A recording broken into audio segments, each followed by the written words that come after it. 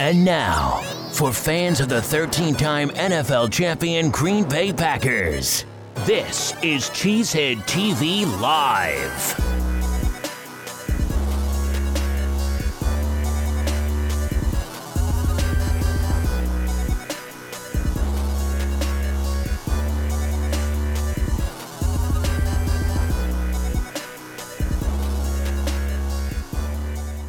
Welcome back, Packers fans. It is another edition of Cheesehead TV Live. Hey, for those of you who are like, where is all of the chicanery in the intro? Let's try to do this, Jeremy. Let's do it for the fans. Hey, cheetahs don't stretch, and neither do we. I think you're an idiot. I think you're an idiot, and I mean that with the most respect that I can give to an idiot. Packers Hall of Fame quarterback Jay Cutler. Ring the bell. Ding, ding, ding, ding. All right, so now you're caught up. Okay, everybody, welcome back. Cheesehead TV Live. It is a beautiful Wednesday night. We had a little technical, I'll call it a snafu. So the Ticket King commercial did not play, but I do want to say Ticket King has been a great sponsor of ours, and please visit theticketking.com for all of your ticket needs, especially if you're going to see a game at Lambeau Field. It's the only way you can get tickets to see the Packers. They have a couple of home games coming up. Thank God there's one this week. I think that's just what they need. Jeremy Vanderlinden, Jason Perrone of Cheesehead TV. How you doing, sir? I'm great. I feel like my hair's on fire, but we're here. All right. Can everyone in the chat hear us? Are we audible? Yes. Okay. I think good. We're good. Yeah. All right. I think we're good. Okay. So it's Wednesday, and this always happens. First of all, it's Wednesday, so it's 3 days later. We've had 3 days to just have everything crammed down our throat about what went wrong for the second week in a row against a great opponent. The Packers didn't win. They lost to the Patriots. 31-17, right? It's 31-17? Yeah. And we also go right after transplants, which is like, you know, I mean, everybody's just, they're coming off the high of that. So, all right. The title of the show is Fishing for Answers. So obviously that's a little precursor to the game this week, which is probably going to be a little bit more positive. Right. But, Jeremy, there was a game last week, Sunday night. We were at the Watershed. I have to say, we do this every week. We talk about it all the time. For those of you in the Phoenix area, come visit us at the Watershed, where it's basically Baseline and McClintock. It's actually just west of Baseline on McClintock. Yep. And it's a great location. And there's a lake, and Captain Doug will take you on a boat cruise for $5. And the game is on. It's a Packers bar. It's nothing but Packers football. This was honestly the quietest, most lifeless game that we've done together in my memory. It's been tough. The last few weeks have been really tough at the bar because the emotions, like, everybody's so down, and we try to keep it up, right? I mean, like, we're sitting on stage and I'm trying to play music. I try. You do. Jason sits next to me in a cloud. Like, I can just feel the negativity sitting next to me. I don't even have to talk to Jason. I'm Randy Quaid in Major League, sitting there waiting, but I don't say this stuff out loud. I just think it in my head. But all Jeremy has to do is look at me and he's like, "You stop it. You over there. You stop it." I could tell he's thinking like, this is shit and it's all going to be shit, and that's just what this team is. I can feel it as I'm watching football. Now, Jeremy, I'll let you finish your thought, but I was hoping that you were going to save the language for later in the show, because I wanted to surprise everybody by playing the clip from the Packers the Cheesehead TV watch party last week, but I don't know if we have any more cuss word allotment. Probably not. Well, yeah, probably not. And I know if Jersey Al's listening to this, he's probably, screaming at his laptop right now. No, don't do it. Yeah. Because that's a different type of bleepy bleep. So anyway, if you haven't seen the Cheesehead TV watch party from this past Sunday, watch it and fast forward to about the 21-minute mark and enjoy the show. It's fantastic. Aaron Agler loses his mind, and it's hilarious. I just want to say hi to some people in the chat. Patrick, thanks for joining us. Rolando, Daniel, Dan, thanks for jumping in with us. We really appreciate you guys being here. If I didn't say your name, well, it's because I don't want to scroll back too far in the chat. So, or you can't pronounce it. Or I can't pronounce. If I can't pronounce your name, I don't say it. Number one Pack, I can pronounce that. All right, so we know what happened in the Packers game. We're going to talk about that, but before we do, we got some breaking news this week. The first thing that happened was the Packers cut safety Jermaine Whitehead. He had the personal foul penalty, slapping his opponent after a play, punching, slapping, whatever you want to call it. The opponent was wearing a helmet, so obviously trying to do anything to the head is very futile. He was caught, flagged, and ejected from the game for that. And then Brian Gutekunst, Packers general manager, said, "You can't be doing that stuff, and I'm going to send a message here. Don't tell me he wasn't. Those of you out there are like, he wasn't sending him he was. No, he sending is. a message to the locker room that if you're going to pull that kind of crap, you're going to be out of here, because the Packers are already thin at safety. Clinton-Dix is gone. He played terrible for the Washington football team this past weekend. That was a very good trade. Good job, Goody. But they're very thin at safety. So if you don't think Brian Gutekunst isn't trying to make a statement here, Jeremy, your take on the whole thing. Yeah, I think it's definitely a statement. Here's what I think it is. I think it's Brian Gutekunst trying to get control of the culture issues with this team, because Mike McCarthy clearly cannot get control of those issues. Mike McCarthy has been a problem for a few years now for the Packers, and you know, we've all talked about it at length. I mean, like, I feel like we can play the same show on repeat the last few weeks because everybody's just so pissed at where things are at. Actually, pissed, frustrated, like there's a lack of satisfaction from what's going on in Green Bay, because I keep hearing the same things over and over again about the talent. Right. It's not manifesting itself, and that to me, it's just like any other corporation. This is a sports team, but you can look at any other corporation and say he starts at the top, and Mike McCarthy's at the top. Evernight 2020 in the chat says, why is our offense so much different from previous seasons when our roster is mostly the same? Aaron Rodgers is not the same quarterback. He's not playing as well. He's admitted as much. We don't know whether that has more to do with the injury, if it's the offense, the play calls. I don't think that's the biggest part of the issue. No, it's not. And you know, you're going to get 1,000,001 answers to this question, and we're going to get 1,000,001 comments in the chat. And please do. We would love to hear all of your thoughts. But the reality is, don't tell me. You know, there was a podcast I listened to, and they talked about how letting go of Jordy was a mistake. Look what's happened to this offense.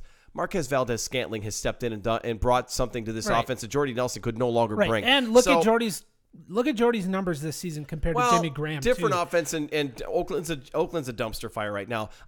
All I'm saying is that what Jordy was going to offer this year, Marquez Valdez-Scantling is pretty much in a different way making up for. I mean, he's not always in the right place, and no, he's not Jordy Nelson. And would Jordy have another 15 catches and maybe a few more first downs? Yes. Would he have maybe a couple touchdowns? Sure.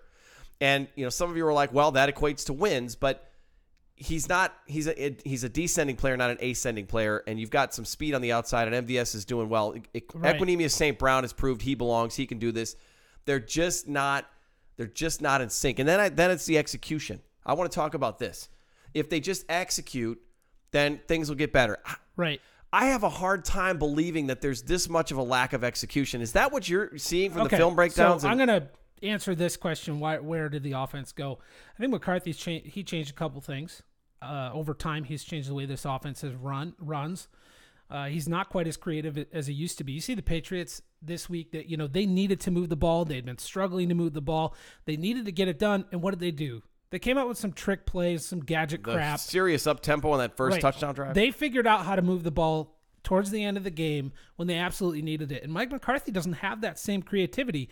When it's time for the Packers to figure out how to move the ball, McCarthy's running the same thing. It's like a slog. He's running it over and over. And I also heard an opinion that Aaron Rodgers takes over and runs and calls some of these plays. And it's like, when you're struggling and you need to move the ball, and why don't you then go into your 2-minute mode? Because that's when they've had the most success on offense. That's when they've won their couple games, and that's when Aaron Rodgers is running the offense. So is it crazy? Are they trying that and it's not working, or is it crazy for me to say, why don't you try that? All right, so I'm going to speculate here a little bit, but Daniel in the chat is saying yes, it's Rodgers' attitude problem, and you know what? I don't think that's the problem. I mean, yes, Rodgers has an attitude, but I think his attitude generally is about Mike McCarthy. I think he's frustrated with what Mike McCarthy wants to run, and he's already on a short leash.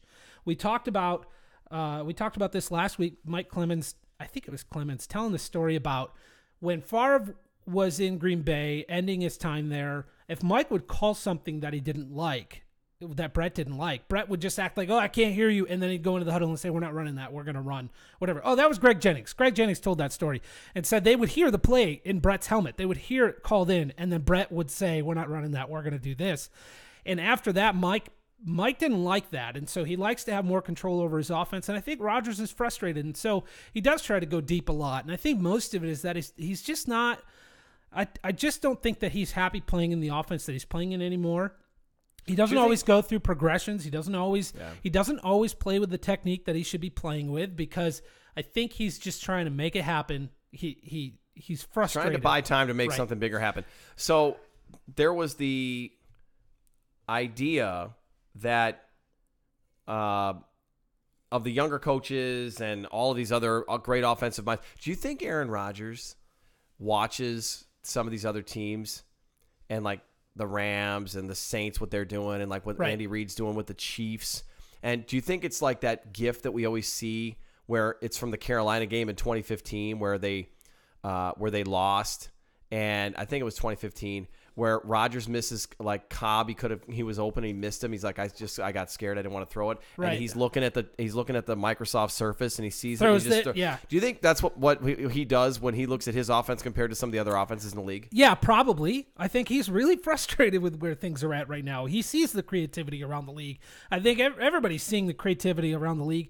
And meanwhile, the Packers are running the same old thing they've been running for the last 3 years, and it's not working. So it's really frustrating to keep watching that happen. And I think for Rodgers, it's really frustrating to keep trying to play within that system. He is frustrated right now. Obviously, he says a lot of negative stuff about Mike McCarthy. And some people in the chat are talking about Rodgers' relationship with the rookies. That's not a problem this year. That's not what's happening. Rodgers doesn't. He obviously trusts MVS. He wants Aaron Jones on the field. He said nothing but positive things about Jones. And yeah, Jones isn't a rookie, but he's a young guy. So Rodgers has a good relationship with the young guys that are seeing the field. It's not like anybody comes onto the field that he stays away from. I haven't seen that this year. You know, EQ comes onto the field and he throws him the ball. EQ gets open, you know, so it's not a trust issue. It's not what it was. What the year Jordy got hurt, that was trust. There was no trust. Aaron Rodgers didn't trust anybody or anything. All he wanted to do was protect the football and not throw any interceptions. And so he was gun shy. And even when he did throw it, it was off a little. I think he was all in his own head that whole season. This year, I just think the frustrations Rodgers has shown when he talks in the media about McCarthy, I think we see it on the field. I really do. I think that we're seeing that relationship, the frustration in that relationship. Yeah, exactly. There's just so much deterioration now. And then you see, you know, Brian Gutekunst making the moves that he's made, and he gets rid of HaHa, and you kind of have to ask, and I was going to ask you this today, has Brian Gutekunst given up on the season? I don't know if I wouldn't say that he's given up, because does he have more like this? Does he have 1 foot out the door towards the next season where he's looking for the future, and yeah, you want your GM always to look ahead, but in a year when you're competitive, the safety position for this team is so weak, and it was already, and to trade HaHa and then to cut Whitehead today. Yeah, but Whitehead, here's the thing, couple things. I'll answer your question.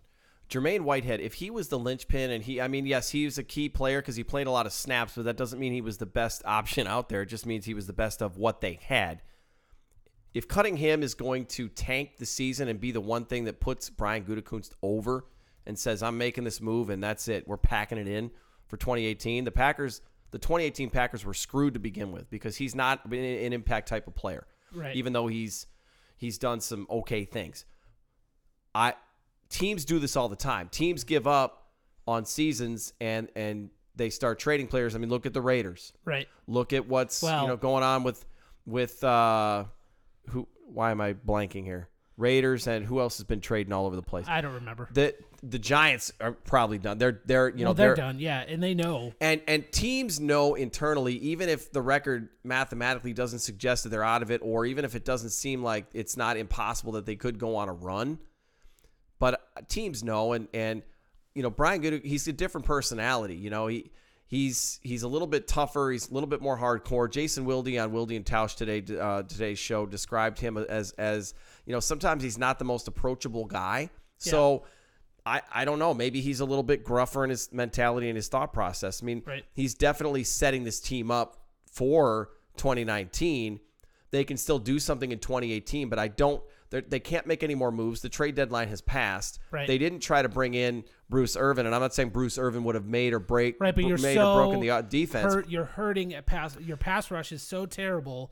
Nick Perry doesn't even know where the quarterback is anymore. Like, he's forgotten how to get to that position or that place. Yeah, you're right. But the problem is that there's certain moves you can't make, and Nick Perry's salary it makes it prohibitive for them to cut him or move on from him. Or if he's sitting on the bench, I mean, you might as well try and play him and hope that he can knock a few passes down. He can't get to the quarterback because apparently he's allergic this season, but you want to hope that he can maybe at least knock a couple passes down and give you something. I mean, all it takes is for that to happen at a key moment in a game, and the Packers win versus lose, and Nick Perry at least is paying some dividends. I mean, he's been terrible this season, and I hope he would stand up in front of the media if asked, and he would say the same thing. I'm not playing very well.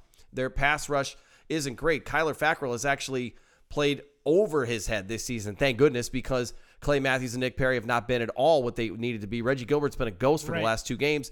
Bruce Irvin comes in. Who are you going to cut? There were options. There were guys they could have cut. Certainly, they definitely could have done it. But it is interesting too. You know, it's been talked about how Whitehead's gone, but Tony Brown's not, the undrafted free agent out of Alabama. It's like you could cut him and still get, like, you know, nothing, lose nothing. It's really interesting, the moves that are being made. But I know there's a faction of Packers fans out there that love it because the accountability is finally being evidenced. We're seeing it. It's not this hidden thing that's going on in the locker room, like, oh, Josh Sitton got cut all of a sudden. What happened? There's no answers. Nobody's telling us what went on there, and we never really got the full story. Whereas now it's like, oh, we all know why Jermaine Whitehead got cut. He was an idiot, and he tried to hit somebody with a helmet on. And, oh, by the way, it's the old, you know, we've heard it a billion times. The second guy always gets flagged. Packers get flagged. And in games, they played 2 games also this last 2 weeks where the margin for error already by average Packer standards is very, very thin. But the way the Packers are playing this season, it was 0.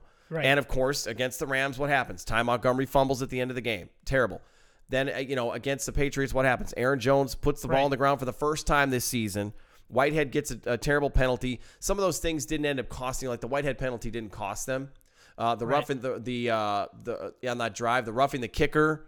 You know, that was a referee thing. That sucked. Unfortunately, that didn't cost. You know, or fortunately, that didn't cost them. That was Robert Tonyan. I love the guy. You know, he's out there trying to make a play. Right, but that was such a crappy. It was shit. It's, you know, you've got to be able to overcome some difficulties. Everyone wants to use the word adversity. You've got to be able to overcome some difficulties, and this Packers team just cannot. They can't.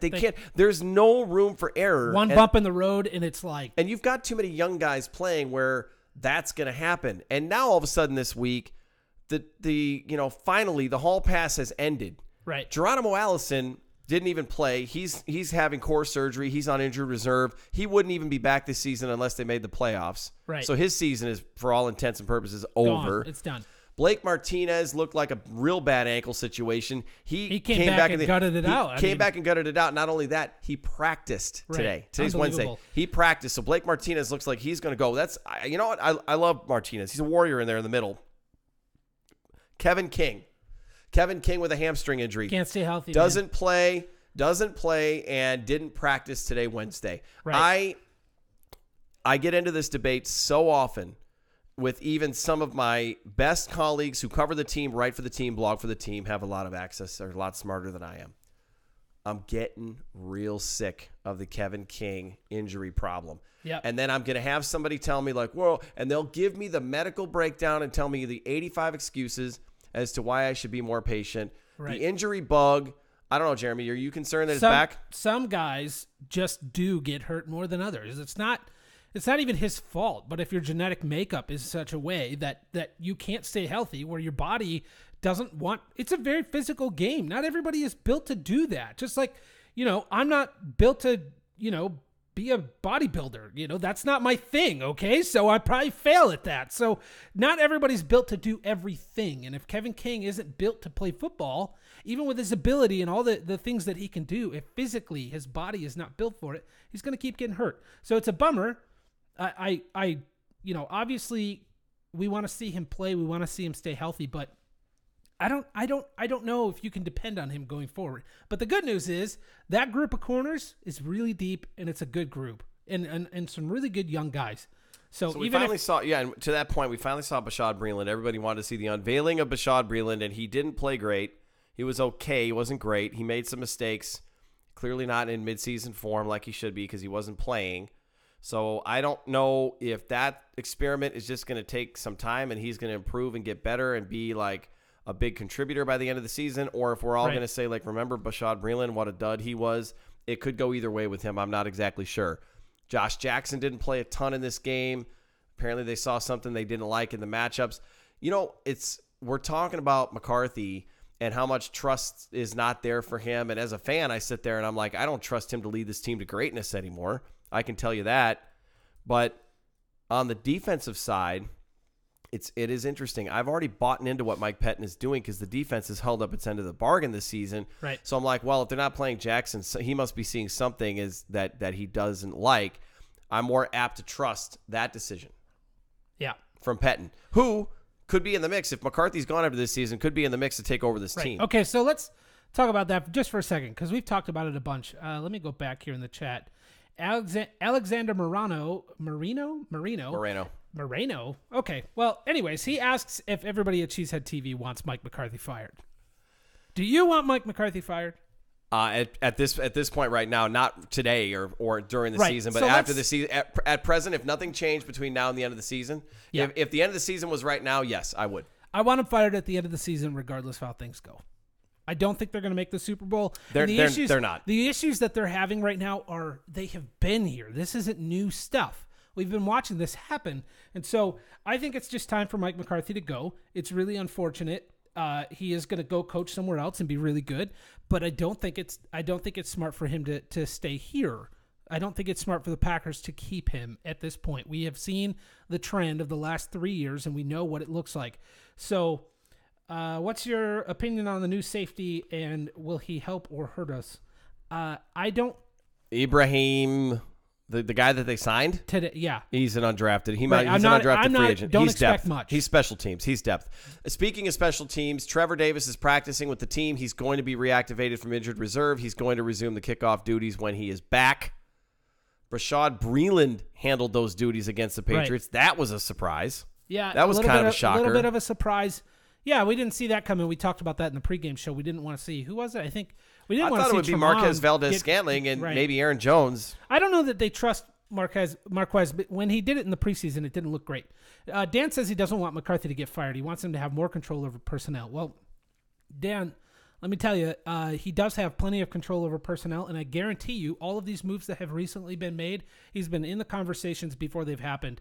The new structure for the Green Bay Packers and what they did this offseason does exactly that. It's going to give Mike McCarthy say. He gets a vote, Goody gets a vote, and Murphy breaks the tie. They're making these decisions together. At the end of the day, Brian Gutekunst has full control of the roster, and he can do whatever he wants. However, Mike McCarthy gets to be part of those conversations. This isn't like Ted, where Ted just did whatever Ted did and said to Mike, hey, these are the guys you have, go figure it out. And that was a big struggle at the end of Ted Thompson's time because he wasn't doing very well evaluating players. He wasn't bringing in high-quality talent, and he was giving guys to Mike and saying, all right, figure it out. And it wasn't working, right? So Mike's got plenty of say. He's got enough say, okay? And you have to ask this question. Does he want more say? Does Mike McCarthy want more control? He expressed frustration over the roster and some of the moves in the past. He said that in past seasons where it seems like he wasn't okay with all the talent he had to work with. So I would think the answer is yes. I don't think he does. I think he just wanted somebody who would communicate. And he was happy when they hired Brian Gutekunst. He was happy with that move. So when they hired Brian Gutekunst and they shifted the way that things are organized in the front office, Mike McCarthy was happy, and I think he's probably still happy with that structure. So McCarthy has plenty of say. He's got as much control as he needs. I don't want Mike McCarthy to have control over it, and I don't think he wants control over it. Can you imagine? I don't think he's the type of guy to want to go scout and lead the draft. I don't think that's something he wants to run. It's not a Belichick. He's not that. It's not a Belichick.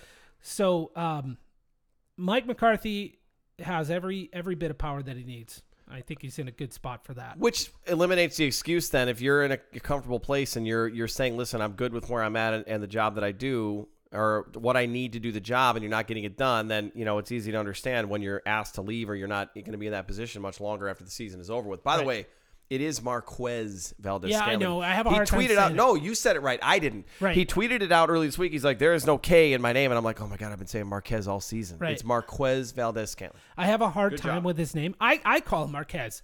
When we're doing the live show, like, and I'm running through stuff, I don't say his name right. I have a really hard time with it. I was thinking about that in the car today. I'm like, I just say his name however I want to. I'm sure You that's got not... EQ and then just Q. I think Q should be Marquez Valdez Scantling and EQ should be Equinemius. Or St. Brown. MVS. I call him MVS. MVS. That's for good. short. So, MVS. Okay, so let me see here. Davis is coming back to return kicks, but not until next week, the Seattle game. No, right? not this. No. Right. He's practicing. He's practicing. He hasn't been activated. He hasn't been brought back off of IR. Because I think you have some feelings on Trevor Davis, and so do I. Do you want to share your thoughts? Trevor Davis has speed. He's never done anything that's led me to believe he's going to make any difference on the special teams unit other than, okay, he's a guy that he's played here before, so he might be somewhat familiar with what we're doing. He might be familiar with Ron Zook's voice, but he makes plenty of poor decisions with regards to punt return. If he's going to be the punt returner, he has made some poor decisions fielding the ball and where he is on the field. He doesn't seem to have very good awareness, and he hasn't really ever broken any big returns. He's had a couple, but this team can't seem to do anything big on special teams without getting flagged. Right. I don't trust the special teams to be special, so I really don't care. For me, because even if they have a big return, block in the back or a hold or something for stupid, me, Trevor Davis coming back is a net zero. It takes it fills a roster spot. It does nothing for me because I don't trust him. He hasn't proven that he's trustworthy as a kick returner. He hasn't proven that he hasn't proven he has the smarts to make the right decisions when the ball's coming his way. Well, he asked his girlfriend at LAX airport if she remembered to pack the explosives when he was asked if there were any explosives in his bag this summer. So not a wise the lacking person. of the smarts is definitely there. It's for sure. So I'm not too excited about Trevor Davis, but I do want to see it. Okay, I'm interested to give him a chance to prove that we're wrong, but last season was a disappointment to me when he was back there. A guy with all that speed and all that talent, you would hope he could figure out how to do it. Just like you want MVS to do it. You want MVS to be the return man, right? I want that too. I do. The only thing I don't want him to get hurt, but he is obviously one of our best options with speed and the ball in his hands. And he's not afraid to make plays. He's a player. The kid is going to be good. Right. They hit on him. They hit on this kid. 5th round. Right. 5th round. You know who should be returning kicks? Jamon Moore. What the hell's that guy doing?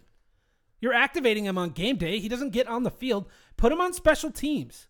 Put him back as a kid. He also has speed. All three of those receivers are high-speed guys, right? And, yeah, that's not the only thing, but that's the only thing Trevor Davis brings to the table. There are guys on offense and defense that aren't playing that just make us scratch our heads, and we don't know why. It just doesn't make sense, but that's the way it goes. Right. Hey, I know we're jumping all over the place. Before I want to mention this too because it's worth a discussion because it's been a huge discussion on Twitter this week. So it was announced yesterday that the Packers will induct former GM Ted Thompson into the Packers Hall of Fame, and he is going to be the only inductee during this next ceremony. Jeremy, we'll start with you. Do you agree with this? What are your feelings on Ted going to the Packers Hall? Yes, absolutely. Ted did a fantastic job as GM. And yeah, he fell off the last few years, but they won that. He brought us Aaron Rodgers. We've gotten to watch. We went from Brett Favre to Aaron Rodgers, and Ted Thompson's the guy to bring that to our. But a lot of people argue and say that wasn't Ted Thompson. That was the universe throwing Aaron Rodgers in our lap. All right, say whatever cockamamie garbage you want to say, but Ted Thompson did a fantastic job as GM, and I know it really hurt a lot of people. But when he got rid of Brett Favre, that was the right thing to do. It sucked. It sucked for every Packer fan everywhere. But that was the right thing to do. And I think the only people now who don't think that he should be honored in this way are the Brett Favre people. The ones that are very they were really hurt by all of that. They still want Favre playing today. They're still pro Favre people. And so give Ted his credit. He deserves plenty of credit. He put that roster together that won the Super Bowl in 2010. He also hired Mike McCarthy. Right. I think you mentioned that. Right. He hired Mike McCarthy, and if you don't do all the things that led up to the championship, they probably don't necessarily win the championship. Now, some people would say, no, they would have won one sooner. I don't know about that. Right. Ted, it was brought up some of the great things that he did. Let's not forget, Ted got Charles Woodson. Ted brought in Ryan Pickett. Right. Ted moved up and drafted Clay Matthews. Ted did draft Aaron Rodgers. He found Nick Collins. all of these players that are on this team, Yeah. B.J. Raji, before Raji fell off, he found Kenny Clark. He drafted Kenny Clark. He found Justin Harrell. Sorry, he made some mistakes. Justin Harrell was obviously awful. Dayton Jones was a miss. Nick Perry looks like a miss. But Ron Wolf missed on guys too. Ted didn't use free agency as often as he should have. Daniel says B.J. Raji. He brought in Julius Peppers. Yeah, I mentioned Raji. Oh, you did? Okay. I mentioned Raji before he fell I don't off. listen to you. There were, he drafted A.J. Hawk where everybody expected A.J. Hawk to get drafted. He wasn't a road grader, but he did play. He did play for a good, he played for a long time, and 8 seasons. He played 8 seasons. He was a core player on the team, and if he had been like a 5th-round pick, nobody would complain. Nobody would have complained about him. Oh, he's a 5th-round pick. He would have been one of the best values in Green Bay history. Right. So, Ted navigated the transition between Rodgers and Favre. He found some gems in the undrafted free agent realm. Yep. Sam Shields was one. Yeah, Frank Zombo. Some of those guys aren't on the Packers. Actually contributed to this team. Some of those guys aren't on the Packers anymore and aren't in the league. Right. But it's at the time. It's at the time. That's the key. Caden says we could have gotten T.J. Watt. He inherited. I'm not even going there. He inherited. I have to make a joke then for those of you listening. Okay, Ted Thompson had to inherit Ahmad Carroll. And navigate through that complete garbage, which was one of the worst cornerbacks. I mean, between him and T-Buck, between Ahmad Carroll and Terrell Buckley, I'd love to see those two line up and in their prime and just, let's see how many points the Packers can lose by, get torched by in a game. So I agree. Ted Thompson, great things. I'm glad that he's going in the Packers Hall of Fame, but I am also glad that he is doing more what he likes, which is scouting and not running the franchise. I think they made the right move to move on. I love Ted Thompson. I wish he was my grandfather. I would totally hang out with Ted. It would be interesting. You would every time. I feel like now, and this is not a health joke, but I feel like now, just because of the way he talks, every time you leave the conversation, you'd be like, "Was he serious?" That's what I would say with Ted Thompson. That would be a lot of fun. Yeah, it could be. No, it definitely could be a lot of fun. No, for sure, it definitely could. So, all right. Where do we stand right now? Packers are 3-4-1. They're under 500. They've got still the schedule's not doing them any favors. So this week they've got Miami at home. That seems, with Osweiler quarterback, that seems to be, I'll phrase it this way so I don't jinx anything. That seems to be their best opportunity in weeks to get somewhat back on track. Agreed? Yes. Okay. So I love how you kept it short there because you're like, I don't either want to say anything. But then on a short week, they go to Seattle, and say what you will about the Seahawks. That's still a tough place to play, and the Packers have some black hole problem there where they can't win no matter what. So I look forward to how that falls apart some way, shape, or form, because they should beat the Seahawks, even though it's on the road. They haven't won a game on the road. The Packers are 0-4 on the road this year, but they should win that game. And then the following week, they've got the Vikings in Minnesota, and once again, they're on, so they're on national TV this week because it's a late game on CBS. They're on national TV because it's Thursday Night Football, and it's the only game that's on. And they're on national TV the following week in Sunday Night Football against the Vikings. Can they stop putting this year's Packers team on national TV, please? I can't handle the exposure. Right. Because as soon as the Packers struggle, everybody wants to come at you. Everybody wants to come at you as soon as your team struggles. And if you go on #Packers, there's people that don't even watch football who are like, oh, I came across your shit show on TV. It was a lot of fun to watch. Right. Going in against the Dolphins is a great situation. It's good timing for the Packers to get back on track. They need to win this game. They should win this game. If they don't win this game, the season is over. Not just Jason feels like it's over, but it's over. Okay, they need to beat this Dolphins team, and they need to do it badly. They need to beat the snot out of Brock Osweiler. Shouldn't score any freaking touchdowns against the Packers. You don't get style points in the NFL. I could care less whether it's a whooping or not. Packers Wire released a piece just as we started the show, and the headline is Packers pleased with Tramon Williams' debut at safety. So now that we know what the bar for pleased is for the Packers defense, I'm going to need Tramon Williams to play lights the F out. Do you agree then? Yeah, I agree. But it wasn't great, but it wasn't awful. But was it worse than, how did it compare to Same, at least same, if not slightly better. Well, that's fair, but at least, like that tackle on the goal line, I don't think HaHa even tries to make that. I don't even think HaHa he's running away. He's probably running away trying to jump in the stands. He's covering his head. Yeah, he's, whatever. So I think Tramon did fine. The safety position is not in an ideal place. Let's just say that. We all know it, okay? It's not been in an ideal place all season. It did not get worse when they got rid of HaHa. Tremont did fine. He did fine. So I'm cool with it. So HaHa was a joke. That's from Dan. Thank you, Dan. I agree. Everybody agrees. A 4-season long joke that never ended. Right. Poor Jason's got a HaHa Clinton Dix jersey. He doesn't know what to do with it anymore. Yeah, in this last game, I was like, hey, maybe I should give this away during the game. It'll be exciting, and we'll do some kind of a raffle or whatever. And it was such a dud game that I literally was like, forget it. I don't even want to get on the microphone. Here's the thing. I don't know that anybody would want it.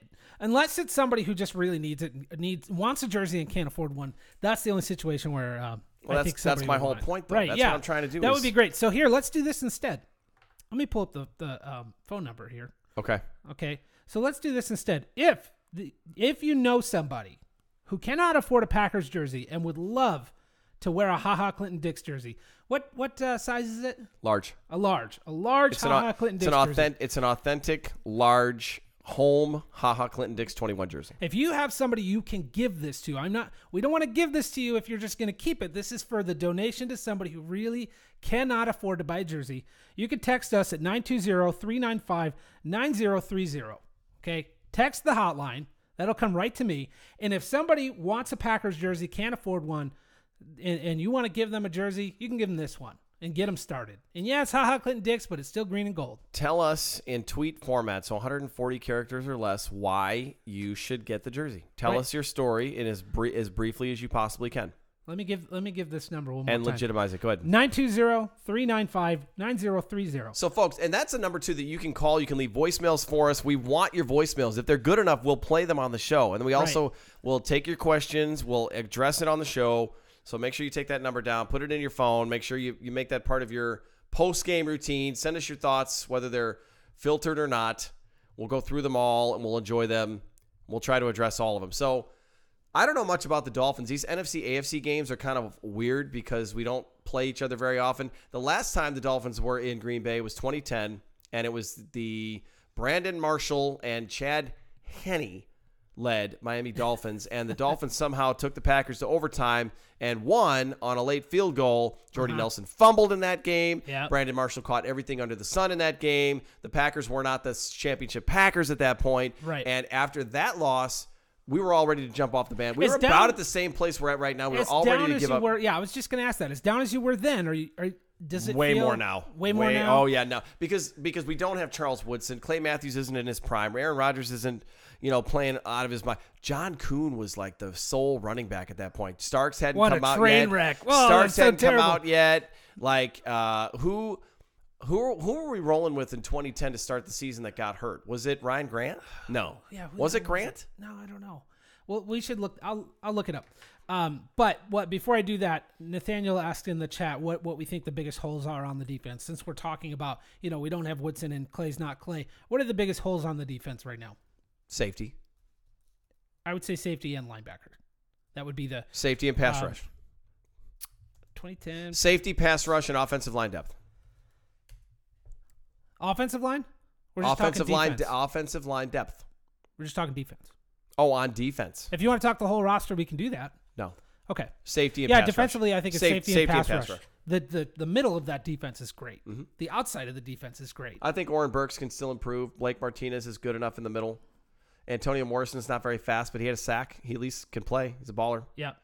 So he does good. The cornerback group is young, and they have depth, and they've got time to improve. And up front, could you ask for anything more out of Kenny Clark? Mike Daniels had a sack in this game finally. Up front, and Dean Lowry is good. So there's a lot to be encouraged by.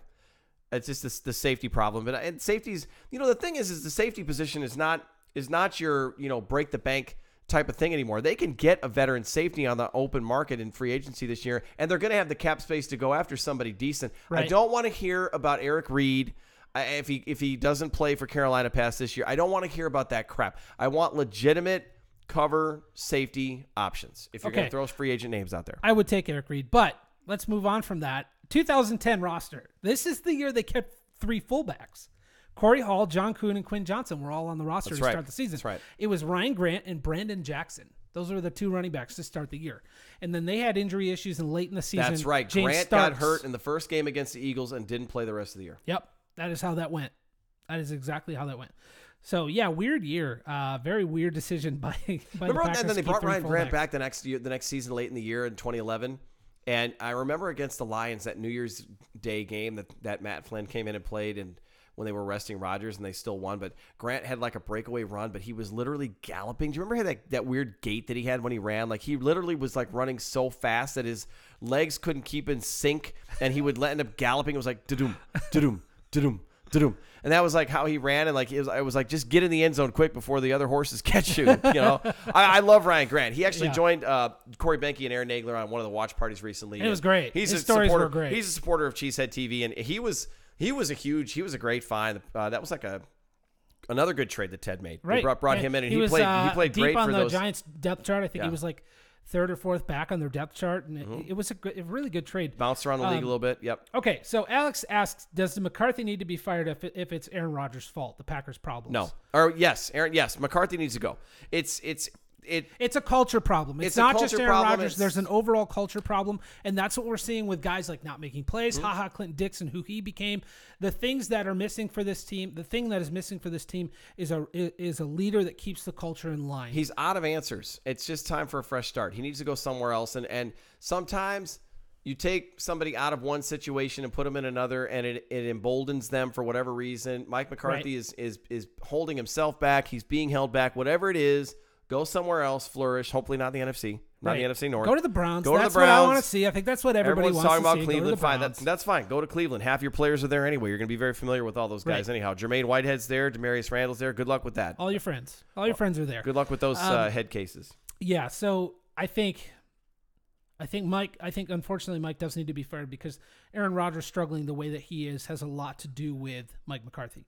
So. It has a lot to do with the fact that I think, and we talked about this, but I just don't think Rodgers wants to play in that system anymore. All right, back to the offseason coming up. And this is part of why I asked you if Gutekunst is giving up on the year. Try to get into the Dolphins, and we're in the offseason. I know. Listen, I know we're bouncing around a ton. Okay, so I had a point when I asked you if Gutekunst had given up on the season. I had multiple points, but the moves at safety, getting rid of those guys, but also not bringing in a guy like Bruce Irving. Now, maybe they tried to, and we don't know about it yet. That's possible. But I think it was more like, why would I go out and spend money on this guy who won? It's not going to be a game changer for us. Bruce Irving is not going to be a game changer for anybody. He wasn't even if they're all in. Right. I don't think Bruce Irving is that guy at all. Well, if they're anymore. all in and they're struggling with depth, I think it's a guy that you add for depth. But I think that his lack of, well, I guess I can only say this loosely because I don't know if it's true, but his lack of interest in doing so makes me feel like, why fix the outside linebacker position on this team? We need to look ahead and fix these things for the long term. Bruce Irving is a short term correction. When in the offseason, I got lots of money to spend. So let's not mess with the money. Let's just, we'll start making moves looking forward. And I think, I don't think Gutekunst has given up on the season, but I really do think that he's got his eyes looking way ahead right now as he tries to rebuild this team to what he wants it to be. He's got a lot of work to do. The team that you're looking at right now and the roster that you see right now is what the Packers are riding with through the end of the season, and I think we can all look down the road, and you can be as optimistic as you want to be and say, yes, they could run the table. They could only lose one more game, maybe two, sneak into the playoffs, and then who knows from there. Right. Just look at the roster. Right. Just look at the roster and look at how well they've played and look how much they've maximized this season. I mean, there's too many needs of things to happen for guys that we've already seen what they can do and what their ceiling is. Right. It just doesn't seem to be in the cards. And this is a very defeatist conversation that we're having right now, and everyone's probably bummed out listening to it. But it's just and this is why I tweet the way I do in games. It's like, it is very obvious when the Packers are not likely going to win a game. And they've surprised the hell out of us over the last 3 years. And they've won some big games and done some special things at times. Now, I have not forgotten about that. But that has gone from being something we seldom saw before to now being really the only way the Packers tend to win. Right. And if you can't put together a full 60 minutes of football, you do, circling back, you have a culture problem, it's a coaching issue, and you just don't have the right mentality by your players. Right. Okay, so let's do two more quick off-topic questions, and then we'll try to talk a little Dolphins. Alex asks, what if we re-signed Casey Hayward in 2015? I don't think it would have mattered because at the time, if we had, God, I got excited because I'm like, if he's available this offseason, bring him back. If we had done that in 2015, I don't think it would have mattered, because I think one of the things that we saw is that guys would leave Green Bay and play out of their minds elsewhere. And I really think that had a lot to do with Dom Capers, that Casey Hayward wouldn't have had the success here that he was having in San Diego. And just like Micah Hyde would not have had the success here that he's had in Buffalo. Well, Green Bay wasn't in a healthy place on the defense from the top. And so I don't think Casey Hayward being here then would have mattered. But hell, it sure would be nice to have him with Mike Pettin. That'd be cool. The only time I think it would have made a difference where you could debate, and this is probably not going to help because it was a very critical time, because 2016 was the first season he wasn't in Green Bay, right? They still made it to the NFC Championship game. They needed him in the NFC Championship game because they had nobody. They had Ladarius Gunter out there and I think Demarius Randall. And they had too many guys hurt. Casey Hayward might have helped a little bit, but when he was in Green Bay, like you said, systemically, the way they used him, I don't think that he would have maximized. He wouldn't have given him what you're seeing in San Diego. It's not like all of a sudden a light bulb went off and Casey Hayward just to learn how to play football. It obviously was the change of scenery, change of defense, change of scheme. But now that you've got Mike Pettin, guys like that, you can bring them in because you can trust him to use them the right way to get the most out of them, because the pressure is not coming from your pure linebackers. These guys can, do all kinds of things. Wait until Jair Alexander matures, Josh Jackson matures, and you've got them both coming on a corner blitz. One of the two of them is absolutely destroying your quarterback, and I can't wait for it. Yep. All right, from Patrick, he asked, can we trade Mike McCarthy to Cleveland like the Raiders and Tampa trade? Yeah, that could happen. I mean, I don't think it's going to happen. McCarthy's got 1 year. Not with 1 year left on his deal. It could technically happen, yes, but that's the point that, would the Browns want to do that? Cleveland would just wait. Cleveland would wait an extra year, honestly, to get him for free. And if it's John Dorsey, we're not talking about the Browns of the past. John Dorsey is a very smart GM, so it could happen, but there would have to be a guarantee of a new deal in place. Like there would, just like with a player, when a guy's on the last year of a deal and a team wants to trade, sometimes you need to get a deal in place before it's done. If you're John Dorsey, what are you giving up for Mike McCarthy at this point? I mean, they do have the ammo to do it if they wanted to, and they have plenty of draft picks. But But my point is, do you need to pull out your grade A ammo for this, or can you get by with a simple? No, because that job in Cleveland now is going to be a desirable job. They have a young quarterback who looks pretty pellet. It looks pretty darn good in Cleveland right now. So I do have one more question. I know I said that would be the last one. Let's see. I can't remember who asked it, but just coaching candidates for the Packers for next year. I'll throw out two names and get your opinion. John DeFilippo, the offensive coordinator for the Vikings. I think. Are you going to say him or are you just going to? No, I'll give you him. Okay, I'll give you both. Josh McDaniels. Would you rather? Actually, that's not a good would you rather. We should have had some would you rathers for here. Would you rather trade Mike McCarthy? I don't know anything about DeFilippo. At this point, for me to speculate and talk about him would be me just using all the narratives and all the stuff I've heard other people say, and I am so against that.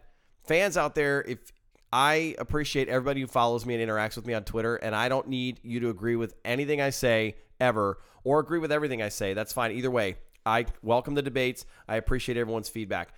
Don't come at me with narratives that are tired and that are solely someone else's, and use someone else's words as ammo in an argument. Right. I can't stand it when that happens. So I can't speculate on DeFilippo because I don't know anything. So let's go Josh McDaniels. We know the story on Josh McDaniels. I just think some guys are better suited to not be a head coach, and I don't think Josh McDaniels is going to succeed as a head coach. I think he is perfect right where he's at as a coordinator. I think that he needs a second chance, and he can do it. I think he could do it and be great. I don't trust him after the crap he pulled with the Colts. I don't know if anybody could trust him, especially if he went to Green Bay and let's say, he gets Rodgers' last few years and then Rodgers leaves or retires or whatever. And now you got Josh McDaniels and he's ready to step out the door. Leadership is not, I'm a great offensive play caller. There is so much more to running a team than you're great. I mean, Sean McVay seems to have made the transition very well. Great. the Rams hit. They got a huge windfall out of that. But not everybody is meant to. It's kind of like in my profession, I'm in sales, and I have seen so many colleagues who are phenomenal sellers try to become directors and fail because there's so much more than selling to being a director and leading a team. Yeah. Yeah, that's fair. I think Josh McDaniels got a promise that he would be the next coach of the Patriots, and that's why he's still there. That's why he pulled the crap that he pulled. Yeah, 100%. Why would it be anything else? Right. But you know what? He's going to interview this offseason, I guarantee it. And I don't think, and I wouldn't, would you shy away from him simply because of that? Yeah, I don't think he's actually available. See, that doesn't bother me. That wouldn't preclude him from maybe wanting him to talk to the Packers. I just don't think he's suited to be a head coach. All right. So, two Dans both say they want a defensive coach. I agree. I'm with you. Let's move on. You want to talk a little Dolphins or what? We can talk some Dolphins. The only thing I'll say to having a defensive coach, okay, great, fine. Mike Zimmer, great things in Minnesota. That'd be awesome. It'd be great, but you better find a home run offensive coordinator because it ain't Joe Philbin. Right. But imagine that Viking. Okay. Aaron Rodgers still needs his ride or die, and a defensive coach coming in is not going to be Aaron Rodgers' ride or die. Okay. Imagine. Grit your teeth and imagine this. Aaron Rodgers as a Viking with Mike Zimmer as the head coach and where they're at. They would figure it out. This is not a thing. If what I've heard about DeFilippo is all true, then yeah, I think we're all hiding under the covers at night at that. Well, that's the thing that I think the Packers need to do. They need to focus on. Well, if they bring in a guy that would keep Mike Pettin in place, they don't necessarily need to do that. I like Mike Pettin. I want him to stick around. If they get rid of McCarthy, I want Pettin to be the defensive coach. I want Pettin to interview for the head coach position. Well, I want him to, but I don't know that he wants a head coaching position. He said that in the offseason. He didn't want it in Cleveland because it was a crap fest. Now, he said that. Mike Pettin said that in the offseason.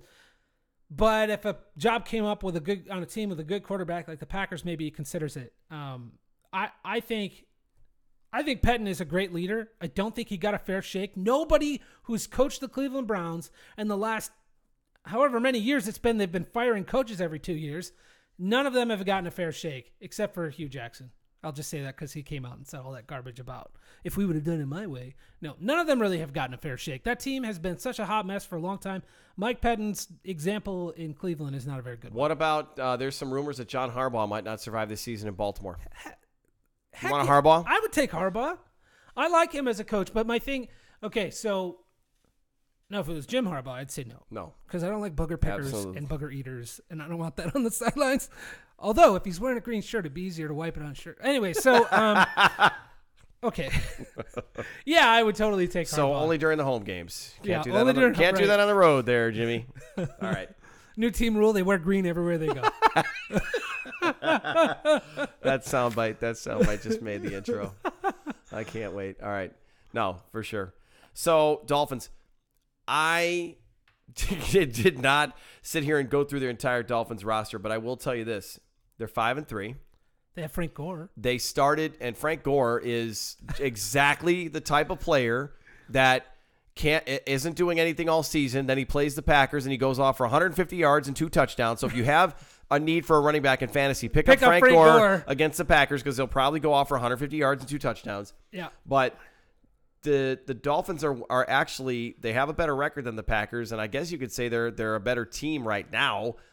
They're not going to be favored. They're figuring out how to win with what they got. They started out 3-0. So they started out 3-0. They started out hot. They got the big win against the Chicago Bears. So we'll always love the Dolphins for that. The Dolphins always get the Bears. 85, the one loss they had that season before they won the Super Bowl, Dolphins. So and then Miami's, I think they beat the Jets this past weekend. So that's your 5 wins there. But they've also, it's Brock Osweiler. Somehow they're figuring out how to win games.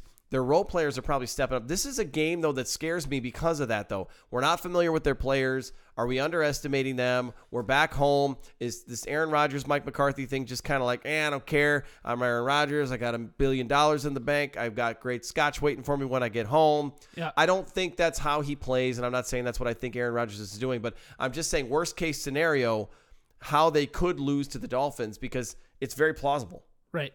It is. This team is in a bad way. I mean, there's so much talent on this team, and then they don't play a full 60 minutes, and they haven't all season. I'm worried they're going to come home and just think that being at home is all of a sudden going to spot them 8-10 points, and they can sleepwalk past the Dolphins, and it's not going to happen. They can't. They're going to lose if they do that. Right. Prancy Vancy in the chat wants to know who gets cut after the Dolphins game. Hey, we're on a roll. You know what? I don't know. I mean, at this point, we're running out of guys that I wouldn't mind them cutting. I don't know if I would have cut Jermaine Whitehead, but my reasoning wasn't because he's an idiot. I definitely agree he's an idiot. It was because I don't know if they could afford it, but apparently that's doesn't preclude guys from getting cut. So I don't know. They have to find a way. I already don't think the season is going to end well. They've got that stupid tie on their record. All of their toughest division games now come up on the road. They played Detroit in Week 17, but I think by that time, unfortunately, the way that we both see this thing playing out, that's going to be a lot like Week 17 last year. It's just going to be at Lambeau versus in the nice warm comfort of Ford Field. So it's going to be a cold game, and how interested are they going to be playing out there? So it's a tough road. Right. It's a tough road. So they got to find a way though, because I can't be had yet, and I can only be had. You're only going to get me back, just so you know, for watershed purposes. You're only going to get me back walking in, fired up before the game's even over, where you can hear me coming through the door before you even see me. If they win today or win this week, they have to beat Seattle. They got to beat Minnesota, and then they have to beat Chicago. I don't know what happens in between there and all that other stuff. Honestly, I don't care if they beat the Jets in New York or not, because that's another stupid game that they don't ever, play. That was a weird game last time they were there. I think it was like 9-0. Something like that. They have to beat. You're not going to convince me of anything special if they lose any of those 4 games. Right. This week, Miami, Seattle on a short week, Minnesota the following. So I'm basically saying they got to win 3 in a row. Yeah. They got to win. No, I agree. I'm with you. They got to win 3 in a row, and then they have to beat Chicago on the road. And then, sure, you can convince me, but that also means that it's probably what is Minnesota? I don't know what Minnesota. They still have to play New England. Right. So that's one game I think Minnesota's going to lose, but I don't know. I mean, they might run away with this thing. All right. So let's look at the Dolphins just a little bit. Offensively for the Dolphins, they have Devontae Parker. They have Kenny Stills, Danny Amendola. Danny Amendola? Forget it. It's over. We're done. We're sunk. Cameron Wake's still playing. Cameron Wake's still on the defense. Cameron Wake is still playing, yes. Their running back is really good, too. They also have Robert Quinn. Not Frank Gore. Kenyon Drake. Yeah, Drake is good. Kenyon Drake is very good. Drake is good, and I could see us being like, how did we not see 210 yards and but 2 honestly, scores from that guy coming? I don't really look at anything on this roster as far as wide receivers go that has me shaking in my boots. Because it's Osweiler. And then, yeah, exactly. They don't really have it. And then A.J. Derby and Mike Gesicki at tight end. So I'm not going to undersell the Dolphins and say, like, these guys aren't that great. They can win. Obviously, they've been winning, and they have a better record than the Packers. But offensively, like, this defense should match up well against them. I'm not too concerned about it. But the big concern to me is, do they do it for all 60 minutes of the game? Because it only takes a few bad plays and a few mess-ups to let a team hang in there and figure out how to win by the end. It really wouldn't bother me so much if they want to get all their crappery out of the way in like the first half of the first quarter, and then give me 45 or give me 52 minutes of absolute stellar football from that point forward and finish strong and win by like 2 possessions. I could be that would make me happy. All right, so on defense they got Cameron Wake, Robert Quinn, Kiko Alonso, which holy crap, Kiko Alonso, I haven't seen that name in a long time. He's still healthy and playing this season. It's amazing.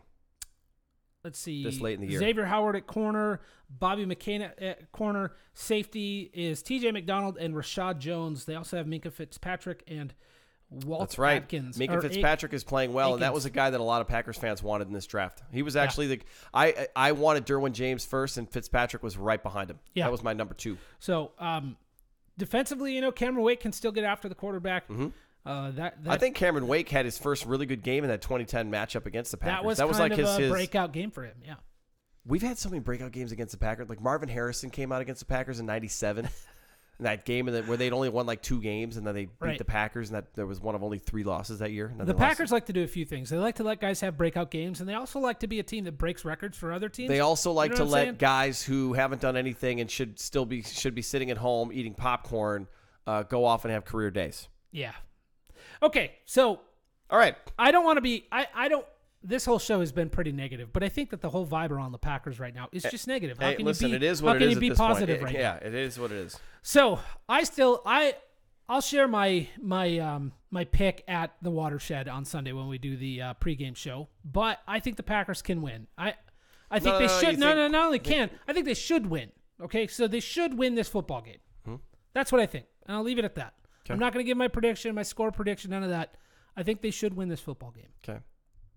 I won't give my score prediction either, but if any of you have followed me long enough and you watched how I picked games, used to pick games on Cheesehead TV when they went through a rough stretch, go back to 2016 and read some of my reasoning behind some of the picks I made during those losing streaks. That should give you a little bit of a clue as to how I'm probably going to pick this week's and why. Right. Yeah, Jason is Jason's just been sad. Jason needs Insert a hug. Dolphin noise. I was gonna try to make one. No. Insert. Yeah. That's bad. That sounded like a lamb or a sheep. A really bad, sickly little animal. All right, Ticket King, theticketking.com for all of your ticket needs. Great sponsor. Appreciate all their support all the time. You can follow me on Twitter. I'm at Jason Perone. You can follow Jeremy. He is at Jeremy RVDL. You can follow Cheesehead TV Live, and please do. It's one of the only ways you can win some of the giveaways we're going to do. That's at CHTV Live. For Jeremy Vanderlinden and Jason Perone, this has been another edition. Oh, before we sign off, woo! Right at the buzzer there. Back up the train. So there will not be a show next week. Nope. Because I am being jettisoned off to hell. I'm being jettisoned off to Workland. Okay. And I believe the following week you're out of the picture. You're out. Yep. Right. I'm going to Missouri, which is also another form of hell. So it will be. Gosh, we won't get back together and do another show until 3 games have happened. So there's going to be a lot to talk about. A lot to talk about by the next time we come back. But keep in touch with us. Keep tweeting us. Send your questions. Just give them the number one more time, the phone number. Yeah, okay, let me pull that up. All right. And while Jeremy's doing that, again, the Packers should win. You're saying they should win and they can win.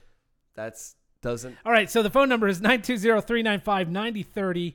920-395-9030. You can call that. If you leave us a terrible voicemail and it's hilarious, we will play it on the show because we want to make fun of you. Yeah. No, I'll simple sign off here for Jeremy. Thanks everybody for listening. As always, thanks for all your participation in the comment section. We were what we were tonight because we're in a somber mood and some rough things have been happening at the end of it all. But this has been Cheesehead TV Live. Go Pack, go. Thank you for listening to Cheesehead TV Live. Check out cheeseheadtv.com for more great Packers content.